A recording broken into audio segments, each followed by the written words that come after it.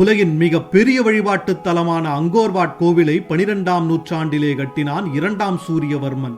இறைவன் விஷ்ணுவிற்காக கட்டப்பட்ட இக்கோவில் காலப்போக்கில் புத்தர் கோவிலாக மாறி நிற்கிறது. நீண்ட காதுகளோடும் உயர்ந்த கொண்டைகளோடும் புத்தரை போன்ற தோற்றத்தில் இங்கு காட்சியளிக்கிறார் மகாவிஷ்ணு. சுமார் 5000 ஏக்கர் பரப்பளவில் எந்த ஒரு அதிநவீன தொழில்நுட்பமும் இல்லாத காலகட்டத்தில் வெறும் 27 ஆண்டுகளில் கட்டி முடிக்கப்பட்டது இந்த கோவில். இதன் வெளிச்சுவர் மட்டும் சுமார் 1300 மீட்டர் நீளமும் 1500 மீட்டர் அகலமும் என்றால் அதன் பிரம்மாண்டத்தை நீங்களே கற்பனை செய்து பாருங்கள். இன்றைய காலகட்டத்தில் இப்படி ஒரு கோவிலை கட்ட வேண்டுமானால் சுமார் 300 ஆண்டுகள் தேவைப்படும் என்று கூறுகிறார்கள் பொறியாளர்கள்.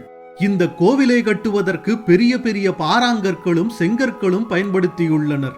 இவ்வளவு பெரிய கோவிலை கட்டி முடிக்க சுமார் 60 லட்சத்தில் இருந்து 1 கோடி பாறாங்கற்கள் வரை தேவைப்பட்டிருக்க வேண்டும். அந்த கற்களை 40 கிலோமீட்டர் தூரத்தில் உள்ள ஒரு மலையில் இருந்து வெட்டி எடுத்து வந்துள்ளனர். தரை வழியாக பெரிய கற்களை கொண்டு வருவது சிரமம் என்பதை உணர்ந்து மலையில் இருந்து நீர்வழி பாதை அமைத்து கற்களை மிதவை மூலம் கொண்டு வந்துள்ளனர். இதற்காக கோவிலுக்கும் மலைக்கும் நடுவில் இருந்த ஏரியை பயன்படுத்தி உள்ளனர். முதலில் மலையில் இருந்து ஏரிக்கு செல்ல சுமார் 35 கிலோமீட்டர் தூரம் கால்வாய் அமைத்துள்ளனர். பிறகு ஏரியில் இருந்து கோவிலுக்கு செல்ல சுமார் 15 கிலோமீட்டர் தூரம் கால்வாய் அமைத்துள்ளனர். இப்படி ஒரு நீர்வழி பாதையை அமைத்து அதன் வழியாக 60 லட்சத்திற்கும் மேற்பட்ட பாறாங்கற்களை படகுகள் மூலம் கொண்டு வந்துள்ள இவர்களின் அறிவியலை என்னவென்று புகழ்வது? அத்தனை லட்சம் கற்களை ஒன்றோடொன்று இணைத்து அதில் ஒரு கோவிலை அமைத்து கண்கவர் சிற்பங்களை வடித்து அறிவியலில் சாதனை படைத்துள்ளான் நம் பழந்தமிழன். அந்த கோவிலில் உள்ள 3 நிலைகளை கொண்ட உயர்ந்த கோபுரமும் அதை சுற்றி அமைந்துள்ள 4 கோபுரங்களும் மேருமலையை குறிக்கின்றன.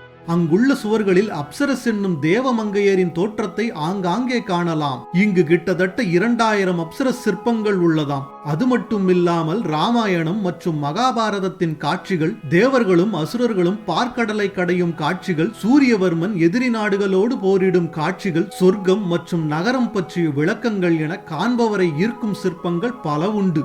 அது மட்டுமா, தமிழ் கடவுளான நமது முப்பாட்டன் முருகன் மயில் மேல் அமர்ந்திருப்பது போன்ற சிற்பமும் 8 கைகளுடன் கூடிய 15 அடி உயர விஷ்ணு சிலையும் இங்கே காணப்படுகிறது.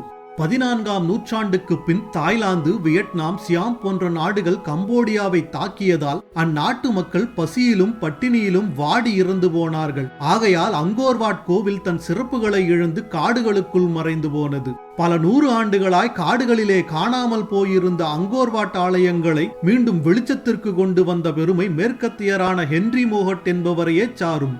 இவர் கடந்த 1860ஆம் ஆண்டில் இந்த கோவிலை காட்டில் கண்டுபிடித்தார். அதன் பின்னர்தான் இந்த கோவில் மீண்டும் சீரமைக்கப்பட்டு சுற்றுலா தலமாக மாற்றப்பட்டது. தமிழர்களின் சிற்பக்கலைக்கு சிறந்த எடுத்துக்காட்டாக விளங்கும் இக்கோவிலை உலக பண்பாட்டு சின்னமாக அறிவித்தது யுனெஸ்கோ அமைப்பு.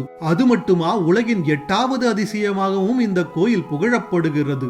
இன்று புத்த நாடாக இருந்தாலும் கூட கம்போடியாவில் தமிழ் கலாச்சாரங்கள் பரவி கிடக்கின்றது. அவ்வளவு ஏன், அவர்களின் பெயர்கள் பல இன்றும் தமிழ் பெயர்களாகவே இருக்கின்றன. பிள்ளையார் இன்றும் அங்கு பிரசித்தி பெற்ற கடவுளாகவே விளங்குகிறார். இப்படி உலகையே ஒரு கட்டுக்குள் கொண்டு வந்து கலாச்சாரத்தையும் பண்பாட்டையும் உலகிற்கே கற்றுத்தந்தார்கள் நம் தமிழ் மன்னர்கள். அத்தகைய கலாச்சாரத்தை நாமும் கட்டி காப்போம். நம் தாய்மொழியாம் தமிழ் மொழியை மீண்டும் உலகறியச் செய்வோம்.